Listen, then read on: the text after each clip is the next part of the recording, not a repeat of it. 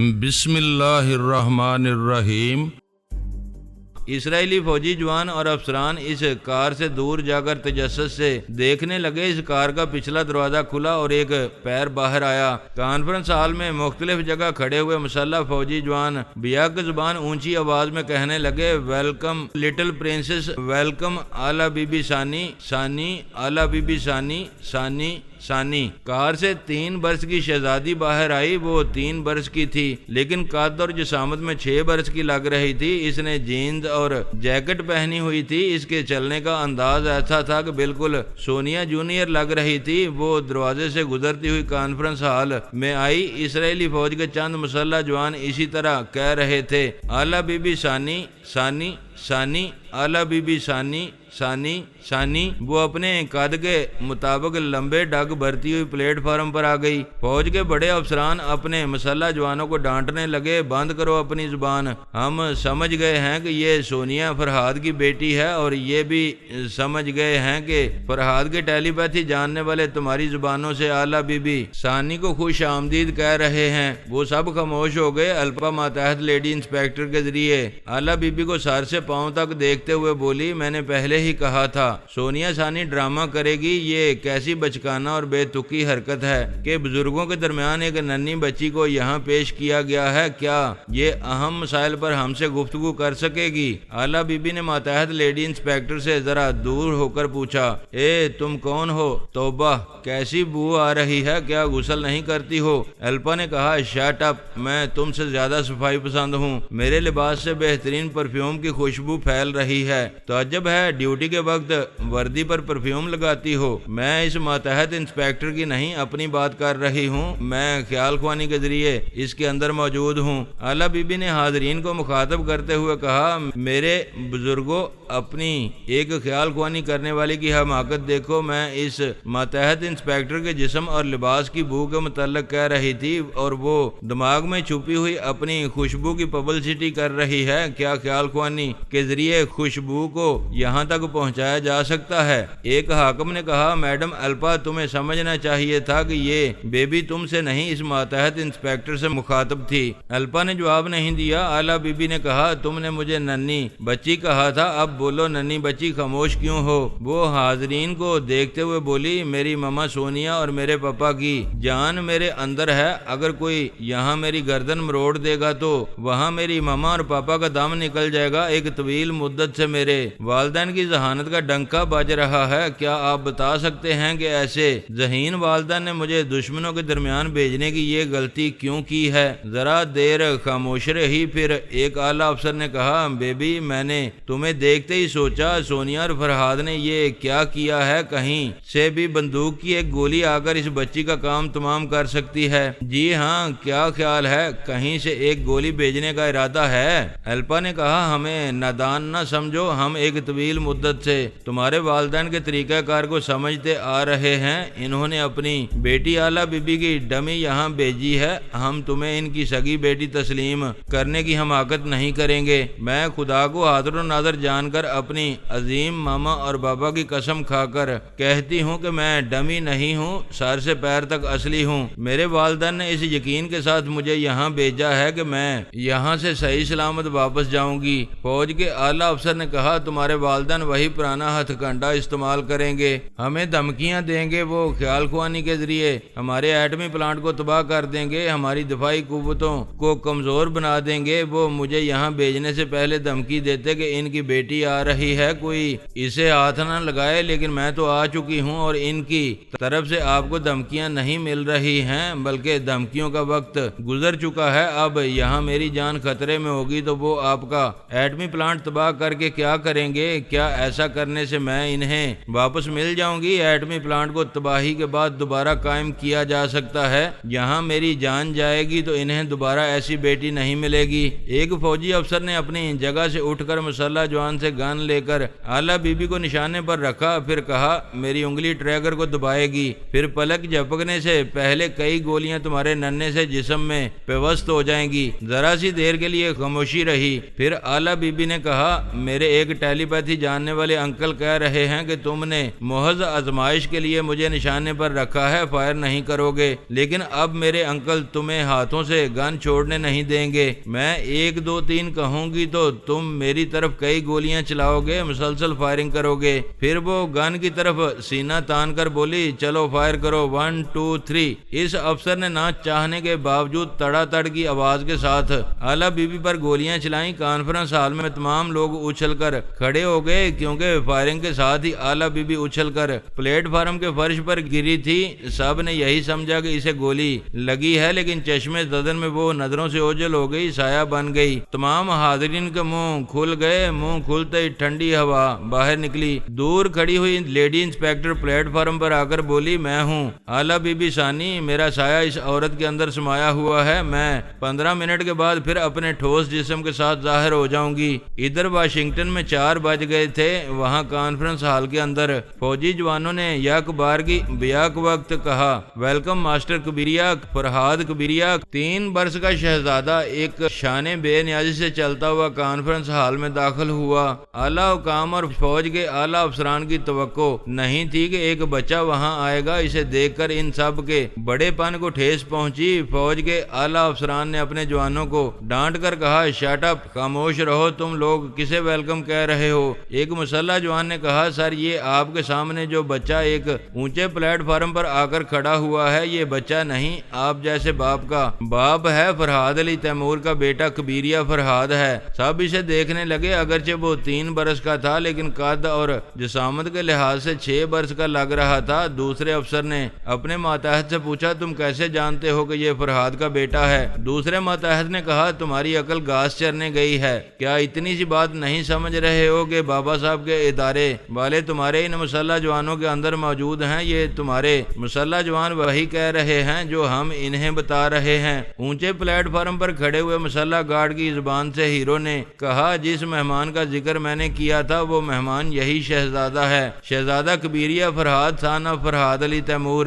2 مسلح جوان کبیریہ فرہاد کے پاس آئے۔ ایک نے کہا، میں ریمی ریز ہوں۔ دوسرے نے کہا، اور میں ٹیری ٹیلر ہوں۔ ہم اپنے ملک کے وفادار کل بھی تھے، آج بھی ہیں اور آخری سانسوں تک رہیں گے۔ تمام اکابرین خوش ہو کر تالیاں بجانے لگے۔ جیسے کوئی بات سننے کے لیے کان پر ہاتھ رکھتا ہے، اسی طرح کبیریہ فرہاد نے اپنے کان پر ہاتھ رکھ کر پوچھا، کیا یہ وہ نہیں ہیں؟ اگر وہ ہیں تو یہ دونوں وہ کیوں کہہ رہے ہیں؟ پھر کبیریہ نے تمام حاضرین کو مخاطب کرتے ہوئے کہا، بزرگوں، میں آپ لوگوں کے درمیان قدم رکھتے ہی آپ کو ایک بہت بڑے فریب سے بچا رہا ہوں۔ ان دونوں نے اپنا نام وہ بتایا ہے، وہ یعنی ریمی ریز اور ٹیری ٹیلر، اور آپ تصدیق کیے بغیر وہ بجا رہے ہیں، یعنی تالیاں بجا رہے ہیں۔ ابھی مجھے اطلاع ملی ہے کہ یہ دونوں یہودی خیال خوانی کرنے والے رابرٹ کلون اور مارکوس برٹن ہیں۔ جمیلہ ان دونوں میں سے ایک کے اندر پہنچی ہوئی تھی۔ کبیریہ کی بات ختم ہوتے ہی وہ اس ایک مسلح جوان کو وہاں سے بھگا کر لے جانے لگی۔ اس بھاگنے والے کے اندر ٹیری ٹیلر تھا۔ وہ اپنے اس اعلی کار کو بھاگنے سے روکنے لگا۔ پیچھے سے ہیرو نے دوسرے مسلح جوان کے اندر آ کر کہا، رابرٹ رک جاؤ، نہیں ریمی ریز رک جاؤ، واپس آؤ۔ اس دوسرے کے اندر ریمی ریز تھا۔ اس نے جلدی سے کہا، یہ کیا بکواس ہے ریمی ریز تو میں ہوں، تم کیوں بھاگ رہے ہو؟ ٹیری واپس آؤ۔ وہ واپس آ کر اس کا ہاتھ پکڑ کر بولا، تم بھی چلو، میڈم ایلپا نے کہا تھا بید کھل جائے تو ہمیں باہر جا کر دوسری چال چلنا چاہیے۔ کبیریہ فرہاد نے دونوں مسلح جوانوں سے کہا، گدھے ہو، باہر جانے کے لیے کیا ضروری ہے کہ ان 2 فوجی جوانوں کو بھی لے جاؤ؟ جانا ہے تو ان کے دماغوں سے چلے جاؤ۔ لیکن جمیلہ اور ہیرو دونوں کو بھگاتے ہوئے لے جانے لگے۔ ریمی ریز اور ٹیری ٹیلر اپنے دونوں اعلی کاروں کے اندر رہ کر انہیں بھاگنے سے روک رہے تھے، لیکن ناکام ہوتے جا رہے تھے۔ ایک فوجی افسر نے اچانک اونچی آواز میں کہا، میں ہوں ریمی ریز، میں ماسٹر کبیریہ فرہاد کا مشکور ہوں کہ اس نے یہودی خیال خوانی کرنے والوں کو فراڈ ظاہر کر دیا۔ وہ دونوں یہودی پھر واپس آ سکتے ہیں۔ اسی وقت ایک اور افسر نے کہا، اے تم ریمی ریز نہیں ہو؟ میں ریمی ریز ہوں۔ پہلے ریمی ریز بننے والے افسر نے کہا، دیکھیے ابھی میں نے کہا تھا کہ وہ دونوں یہودی پھر واپس آ سکتے ہیں، یہ شیطان پھر واپس آ گیا ہے۔ بیچارہ دوسرا ریمی ریز اصلی تھا۔ وہ گرج کر بولا، بکواس مت کرو، تم پھر میرے ملک کے اکابرین کو دھوکہ دینے آئے ہو۔ فوج کے اعلیٰ افسر نے اپنی جگہ سے اٹھ کر کہا، تم دونوں خاموش رہو، ہمیں الجھانے کی کوشش نہ کرو، ہم اپنے طور پر اصلی اور نقلی کو سمجھ سکتے ہیں۔ میری بیٹی آلا بی بی اور بیٹا کبیریہ 3 برس کی عمر میں ماشاءاللہ بہت ذہین اور تیز ترار تھے، لیکن ایسے بھی عالم نہیں تھے کہ ملکی، سیاسی اور خیال خوانی کے معاملات میں سیر حاصل بحث کرتے اور منہ توڑ جواب دیتے۔ اس لیے آلا بی بی کی رہنمائی کے لیے سونیا ثانی اس کے اندر تھی اور میں اپنے بیٹے کا رہنما بنا ہوا تھا۔ کبیریہ نے فوج کے اعلیٰ افسر سے کہا، اصلی اور نقلی کو سمجھنا نہایت آسان ہے، اگر مجھے اجازت دی جائے تو میں دودھ کا دودھ اور پانی کا پانی کر دوں گا، اور چاہوں گا کہ مجھ سے پہلی بار ملنے کے بعد آپ لوگ زندگی بھر مجھے بلا نہ سکیں۔ ایک اعلیٰ حاکم نے کہا، ماسٹر کبیریہ فرہاد، تم نے آتے ہی ہمیں ایک فراڈ سے بچایا ہے، ہمیں خوشی ہوگی اگر تم اصلی نقلی کی پہچان کرا دو۔ کبیریہ نے کہا، ریمی ریز اور ٹیری ٹیلر نے ابھی دعویٰ کیا ہے کہ وہ اس ملک اور قوم کے وفادار ہیں اور وفادار رہیں گے، لیکن یہ دعویٰ زبانی نہیں ہونا چاہیے، وہ دونوں وفاداری کا عملی ثبوت ابھی پیش کر سکتے ہیں۔ ایک حاکم نے پوچھا، وہ کیسے؟ کبیریہ نے کہا، سچائی کو تسلیم کر کے، اور سچائی یہ ہے کہ دنیا کے ہر چھوٹے بڑے ملک میں فوج کو معتبر اور معزز سمجھا جاتا ہے، لہذا ریمی ریز اور ٹیری ٹیلر یہاں سب کے سامنے اعلانیہ کہیں کہ انہیں اپنے ملک کی افواج پر پورا بھروسہ ہے۔ اس بات پر تمام فوجی خوش ہو کر تالیاں بجانے لگے۔ ایک مسلح جوان کے ذریعے ریمی ریز اور دوسرے مسلح جوان کے ذریعے ٹیری ٹیلر نے کہا، ہمیں اپنے ملک کی افواج پر پورا اعتماد ہے۔ کبیریہ نے کہا، یہ کون نہیں جانتا کہ فوج کی طاقت کو تقسیم کر کے اس ملک میں دوسری فوج بنائی جائے تو خانہ جنگی شروع ہو جاتی ہے، اور یہ اس بات کا کھلا ثبوت ہے کہ اپنے ملک کی باقاعدہ افواج پر بھروسہ نہیں کیا جا رہا ہے۔ ریمی ریز اور ٹیری ٹیلر جواب دیں کہ انہوں نے اپنے ہی ملک کی افواج کے خلاف ایک علیحدہ ٹی پی آرمی کیوں بنائی ہے؟ ریمی ریز نے کہا، ہم نے اپنی افواج کی طاقت بڑھانے کے لیے ہی ٹی پی آرمی بنائی ہے۔ کیا یہ آرمی بنانے سے پہلے تینوں افواج کے سربراہوں سے اور اپنے اعلیٰ حکام سے اجازت لی تھی؟ تینوں افواج کے سربراہ اور دوسرے افسران اور جوان پھر تالیاں بجانے لگے۔ ٹیری ٹیلر نے کہا، اجازت مانگنے سے کبھی نہ ملتی، اس لیے ہم اجازت کے بغیر ٹی پی آرمی کے ذریعے اپنے وطن کی خدمت کر رہے ہیں۔ فوج کا اعتماد قائم رکھے بغیر تمہاری خدمات یہ ہیں کہ تم زیادہ سے زیادہ ٹیلی پیتھی جاننے والے ٹرانسفارمر مشین سے پیدا کر رہے ہو، اور اب تک اپنی افواج اور حکام کو یہ نہیں بتایا ہے کہ یہاں سے 8 ٹیلی پیتھی جاننے والے اغوا ہو چکے ہیں، ان میں سے 5 الپا کے زیر اثر آ کر یہودیوں کی قوت میں اضافہ کر رہے ہیں۔ کیا یہ حقیقت بتائی گئی ہے یا چھپائی گئی ہے؟ ایک فوج کے سربراہ نے اپنی جگہ سے اٹھ کر کہا، شیم شیم، ٹی پی آرمی بنانے والوں کو شرم آنی چاہیے، اگر وہ ہم پر پورا بھروسہ کرنے کا دعویٰ کر رہے ہیں تو ہم سے اتنے بڑے نقصان کو کیوں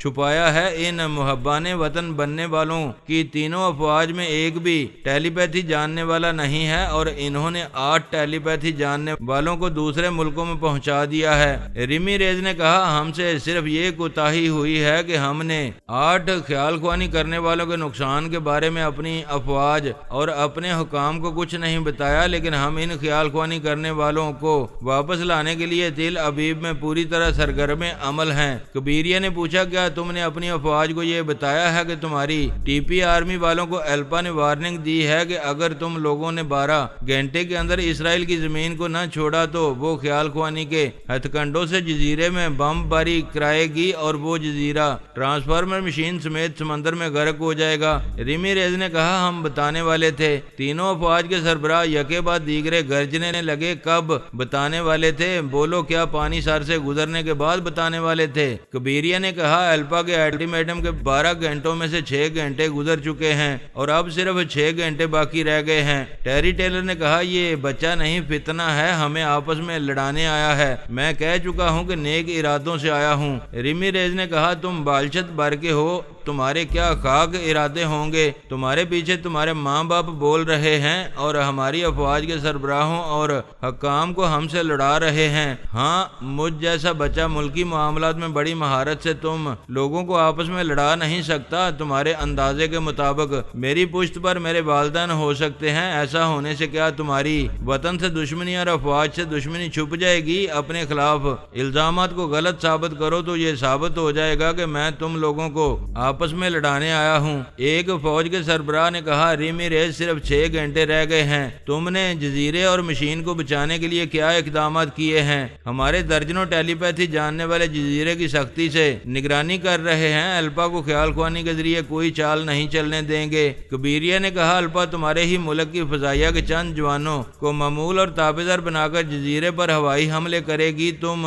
جوابی کارروائی کے طور پر اپنی ہی فضائیہ کے جوانوں اور طیاروں کو مار گراؤ گے، الپا کا کچھ نہیں بگڑے گا۔ فضائی فوج کے سربراہ نے گرج کر پوچھا یہ کیا ہو رہا ہے؟ کیا الٹیمیٹم کا وقت گزرنے کے بعد ہم اپنے ہی پاؤں پر آپ کو لہاڑی مارنے والے ہیں؟ دوسری فوج کے سربراہ نے پوچھا کیا ہم ریمی ریز اور ٹیری ٹیلر کا محاسبہ نہیں کر سکیں گے؟ کیا ہم اپنی کوتاہیوں کا تماشا بے بسی سے دیکھتے رہیں گے؟ کبیریہ نے کہا اگر ریمی ریز اور ٹیری ٹیلر اب بھی اپنے باغیانہ انداز سے باز آ جائیں تو کیا آپ انہیں گلے لگا کر ان کے ساتھ مل کر جزیرے کی حفاظت کریں گے؟ تینوں افواج کے سربراہ باری باری کہنے لگے وہ باغی ریمی ریز اور ٹیری ٹیلر کی پچھلی ساری غلطیوں کو معاف کر دیں گے۔ کبیریہ نے ان دونوں سے پوچھا کیا تم دونوں اپنے دعوے کے مطابق ابھی اپنے وطن دوستی کا ثبوت دو گے؟ انہوں نے پوچھا کیا ثبوت چاہتے ہو؟ سیدھی سی بات ہے، ٹرانسفارمر مشین اپنی افواج کے حوالے کر دو، وہ جزیرے کی حفاظت اچھی طرح کریں گے۔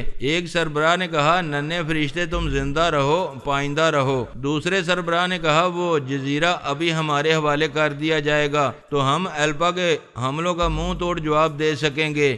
ریمی ریز نے کہا ہم خود اسے منہ توڑ جواب دیں گے، ہم وطن دوست ہیں اور وطن دوستی کا ثبوت دینے کے لیے ضروری نہیں ہے کہ ہم ٹرانسفارمر مشین سے محروم ہو جائیں۔ تیسری فوج کے سربراہ نے کہا تم اپنی کھوکھلی حب الوطنی ظاہر کر رہے ہو، ہمیں کھوکھلا کہو لیکن 6-7 گھنٹے انتظار کر لو، ہم الپا کے کسی بھی اعلی کار کو جزیرے کے قریب نہیں پہنچنے دیں گے۔ یہ بچکانہ دعوے ہیں، اگر تمہیں ناکامی ہوگی اور وہ مشین جزیرے کے ساتھ تباہ ہو جائے گی تو ہم کہاں آ کر تمہارا گریبان پکڑیں گے؟ اور اگر تینوں افواج کے سربراہ بھی اس مشین کی حفاظت نہ کر سکے تو ہم انہیں کیا سزا دیں گے؟ کبیریہ نے کہا میں یہاں کس لیے آیا ہوں؟ اس لیے کہ مشین کی حفاظت ہو سکے یا نہ ہو سکے، اسے فوج کی تحویل میں رہنا چاہیے۔ ایک بات صاف طور پر کہہ دوں کہ ہمیں اس ملک کی فوج سے نہ کچھ لینا ہے نہ کچھ چھیننا ہے، ہمارا فائدہ یہ ہے کہ مشین فوج کے پاس رہے گی تو ریمی ریز اور ٹیری ٹیلر ہر روز ایک ٹیلی پیتھی جاننے والا پیدا نہیں کر سکیں گے۔ یہ دونوں کھپتی ہیں 100 ٹیلی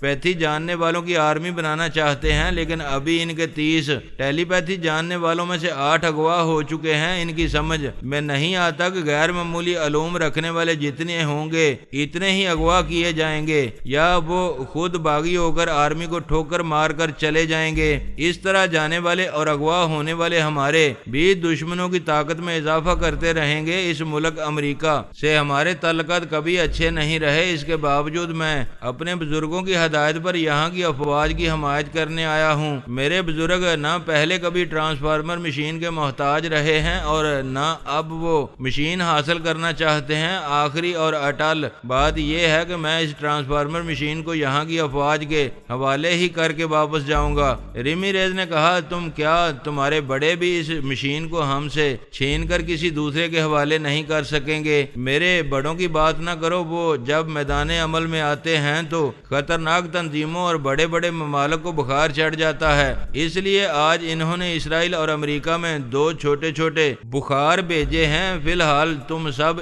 اسی سائز کے بخار سے گزارا کرو۔ ایک اعلیٰ حاکم نے کہا ہم سمجھ رہے تھے کہ اس کانفرنس ہال میں ہمارے دشمن آ رہے ہیں، لیکن آنے والے دوست نکلے اور جو وطن دوست کہلاتے تھے وہ دشمنی کا کھلا ثبوت دے رہے ہیں۔ کیا ماسٹر کبیریہ بتا سکتے ہیں کہ وہ ٹرانسفارمر مشین کس طرح ہماری افواج کی تحویل میں آئے گی؟ بتاؤں گا، لیکن میں جن نیک مقاصد کے لیے آیا ہوں ان کے لیے کچھ عرض کرنا چاہتا ہوں۔ اچانک ایک مسلح جوان کے ذریعے ریمی ریز نے چیخ کر کہا تمہارے نیک مقاصد کی ایسی کی تیسی پہلے یہ بتاؤ کہ وہ مشین کس طرح ہم سے چھین کر فوج کے حوالے کرو گے؟ فوراً بتاؤ، ورنہ تم نشانے پر ہو، چشمے زدن میں کئی گولیاں تمہارے ننھے وجود کو چھلنی کر دیں گی۔ اس کی بات ختم ہوتے ہی وہ ننھا وجود اچانک غائب ہو گیا، سایہ بن گیا۔ تمام حکام اور فوجی افسران اچھل کر کھڑے ہو گئے۔ تل ابیب میں 15 منٹ گزر چکے تھے۔ اعلیٰ بی بی ثانی گوشت پوست کے ٹھوس وجود میں ظاہر ہو چکی تھی۔ الپا نے کہا تم نے سایہ بن کر سمجھا دیا کہ یہاں کوئی کسی بھی ہتھ کنڈے سے تمہیں ہلاک نہیں کر سکے گا۔ پلیز اب اپنے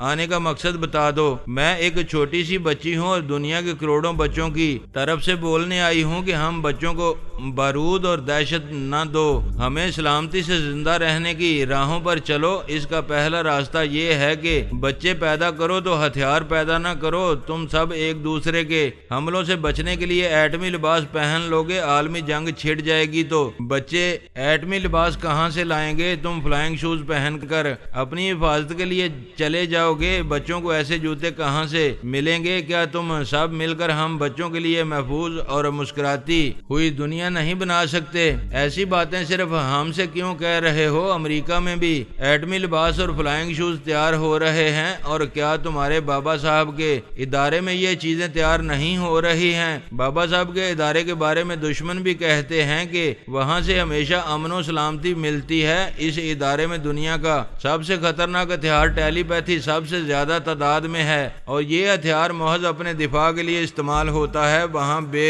شمار ایٹمی لباس اور فلائنگ شوز تیار ہو چکے ہیں، لیکن اب تک اس ایٹمی لباس سے کسی کو ہلاک نہیں کیا گیا ہے، اور نہ فلائنگ شوز کے ذریعے کوئی خلائی زون کی طرف گیا ہے، پارس گیا ہے۔ میرے پارس بھائی جان کا کمال یہ ہے کہ وہ فلائنگ شوز کے بغیر گئے ہیں، انہیں وہاں جانے کا حق ہے کیونکہ وہ خلائی زون ان کی سسرال ہے۔ باقی ہم زمین والوں کو اپنی زمین چھوڑ کر نہیں جانا چاہیے۔ کیوں نہیں جانا چاہیے؟ اس لیے کہ ہماری دنیا میں بے شمار مسائل ایسے ہیں جو حل طلب ہیں۔ اگر یہاں کے لوگ خلائی زون میں جائیں گے تو خلائی مخلوق ہماری بہت سی کمزوریاں جاننے کے بعد یہاں آئے گی، زبردست جنگ کا آغاز ہوگا، اور ہم بچوں کو لوریوں کی جگہ موت کی چیخیں سنائی دیتی رہیں گی۔ ایسا تو ہوتا ہے اور ہوتا رہے گا، یہ زندہ انسانوں کی دنیا ہے۔ یہاں کہکہے بھی ہوں گے اور موت کے دھماکے بھی۔ اس دنیا کے انسان ہوائی جہاز میں محدود پرواز نہیں کریں گے، اور وہ لامحدود پرواز کے لیے خلائی زون کی طرف بھی جائیں گے۔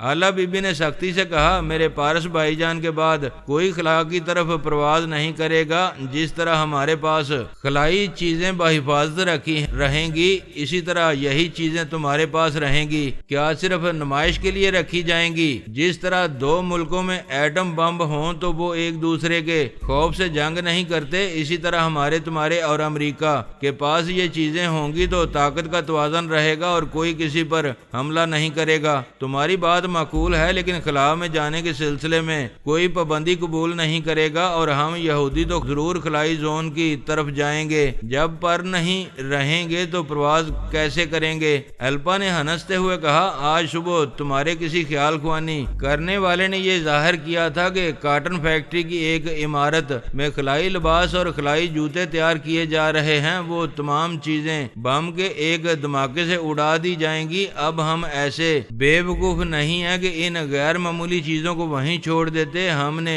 چور دروازے سے ان تمام چیزوں کو دوسری محفوظ جگہ منتقل کر دیا ہے۔ یہ بہت بڑی حماقت کی۔ پہلے دھماکہ ہوتا تو کاٹن فیکٹری خالی عمارت کے ساتھ وہ چیزیں نابود ہو جاتی، اب تو ان چیزوں کے ساتھ آرمی ہیڈ کوارٹر کا ایک بڑا حصہ تباہ و برباد ہو جائے گا۔ کیا؟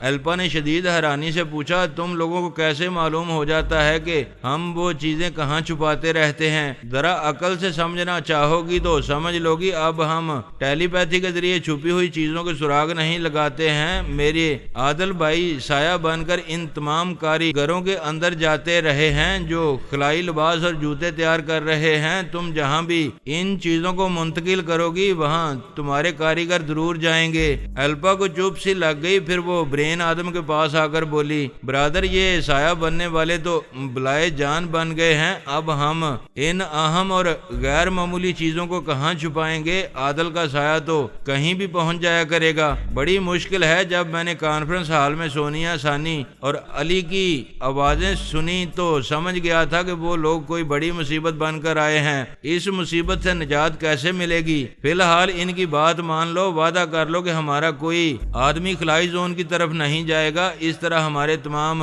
خلائی لباس اور خلائی جوتے محفوظ رہیں گے۔ وہ واپس لیڈی انسپیکٹر کے دماغ میں آئی۔ اس وقت کانفرنس ہال میں ایک حاکم اعلیٰ بی بی سے کہہ رہا تھا، یہ درست ہے کہ خلائی زون میں جانے سے اس زون کے لوگ بھی ہماری دنیا میں آئیں گے اور نت نئے فسادات کا سبب بنیں گے، لیکن ہم زون میں نہیں گئے ہیں تب بھی سولارز ہماری دنیا میں حکومت کرنے کے ارادے سے آیا تھا۔ جیسے آیا تھا ویسے ہی 2-3 گھنٹوں کے اندر دم دبا کر بھاگ گیا۔ بات بھاگنے تک محدود نہیں ہے، وہ بھاگنے کے باوجود بار بار آتے رہیں گے اور ہمارے وہاں جانے کا فائدہ یہ ہے کہ ہم ان کی ٹیکنالوجی اور سائنسی ایجادات سے فائدہ اٹھاتے رہیں گے۔ جو لوگ خلائی زون سے ہم پر حملہ کرنے آئیں گے وہ سولارز کی طرح اپنی سائنس اور ٹیکنالوجی یہاں چھوڑ کر بھاگیں گے۔ یہ تو انتظار کرنے والی بات ہوئی کہ وہ آئیں گے تو ہمیں ان سے کچھ حاصل ہوگا۔ آخر ہمارے وہاں جانے پر اعتراض کیوں ہے؟ ساری دنیا کے بچے یہ چاہتے ہیں کہ پہلے ان کے لیے اس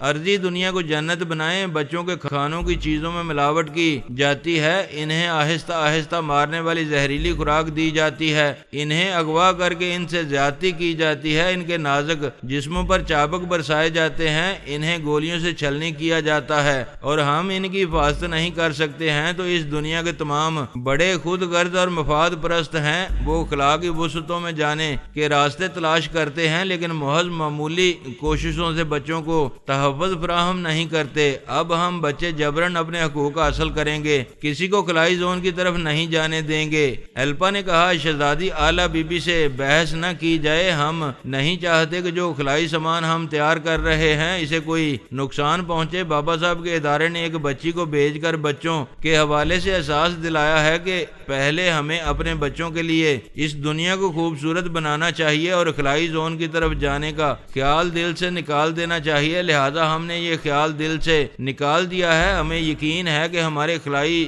سامان کو کوئی نقصان نہیں پہنچایا جائے گا۔ میں دنیا کے تمام بچوں کی بھلائی اور خوشحالی کی خاطر وعدہ کرتی ہوں کہ تمہارے کسی خلائی سامان کو نقصان نہیں پہنچے گا۔ ہم اپنے وعدے سے نہیں پھریں گے، لیکن ہمیں دھوکہ دینے کی کوشش کی جائے گی اور یہاں سے تمہارے یہودی خلائی زون کی طرف جائیں گے تو پھر تمہارے اپنے اسرائیل کی زمین تم پر تنگ ہو جائے گی، نہ یہاں رہ سکو گے اور نہ خلا میں جا سکو گے۔ اب میں جا رہی ہوں، وعدہ خلافی نہ ہوئی تو کبھی نہیں آؤں گی۔ ایلپا نے کہا، آؤ میں تمہیں باہر تک چھوڑنے جاؤں گی۔ ایلپا ماتحت انسپیکٹر کے دماغ میں تھی۔ اعلیٰ بی بی کے ساتھ جانے کے لیے ایک قدم آگے بڑھی، پھر دوسرا قدم نہ بڑھا سکی کیونکہ اعلیٰ بی بی غائب ہو گئی تھی، سایہ بن کر کہیں چلی گئی تھی۔ وہاں وائٹ ہاؤس کے کانفرنس ہال میں کبیریہ فرہاد کے سایہ بنتے ہی تینوں افواج کے سربراہ غصے سے تل ملانے لگے۔ ایک نے کہا، ریمی ریز، تم نے ملک اور قوم کو فائدہ پہنچانے والے کبیریہ فرہاد کو سایہ بننے پر مجبور کر دیا، تم ہمارے بدترین دشمن ہو۔ دوسرے سربراہ نے کہا، تمہیں اور ٹیری ٹیلر کو اس بات کا غرور ہے کہ اس ملک میں ٹیلی پیتھی کے علم پر تمہاری اجارہ داری ہے، مگر تم دونوں کا زوال شروع ہو چکا ہے اور یہ زوال تم پر ایک بچہ لا رہا ہے۔ تیسرے سربراہ نے کہا، ہم ماسٹر کبیریہ فرہاد سے درخواست کرتے ہیں کہ وہ دوستی نبھانے کے وقت ہمیں چھوڑ کر نہ جائے، ہم اور ہمارا پورا ملک اس کے ساتھ ہے۔ ایک مسلح جوان کے ذریعے ہیرو نے کہا، یہ اس باپ کا بیٹا ہے جو کبھی میدان چھوڑ کر نہیں جاتا، کبیریہ فرہاد بھی میدان مار کر جائے گا، وہ ابھی چند منٹ بعد گوشت پوست کے جسم میں ظاہر ہو جائے گا۔ ریمی ریز کو یہ عقل آ گئی ہوگی کہ دنیا کا کوئی ہتھیار سایہ بننے والے کبیریہ کا کچھ نہیں بگاڑ سکے گا۔